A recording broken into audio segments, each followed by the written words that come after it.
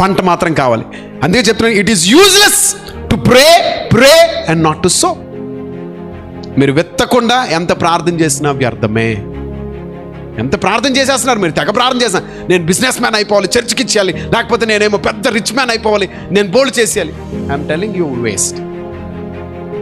వెత్తండి, టైంని వెత్తండి, ఆలోచన వెత్తండి, కష్టాన్ని వెత్తండి, హార్డ్ వర్క్ని వెత్తండి.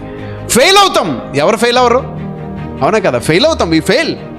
కొంతమందికి చదువుకున్న టైంలో చదువు ఒక్కటే వాళ్ళకి ఇంకా మళ్ళీ వేరేదో ఆలోచించలేరు పాపం. అవసరత అనేకమైన ఆలోచనలు కలిగేటట్టు చేస్తుంది. వాళ్ళ అవసరత పాపం, చదువుకోవాలి, డబ్బులు లేవు, అందుకనే ఆలోచిస్తారు. ఈవినింగ్ ర్యాపిడో వేయొచ్చు, అవునా కదా? వేయచ్చు, 3 పనులు చేయొచ్చు, 1 గంట వేరే పనికి కేటాయించవచ్చు. సో అట్లా మీరు విత్తితే మీరు పంటకు వస్తారు.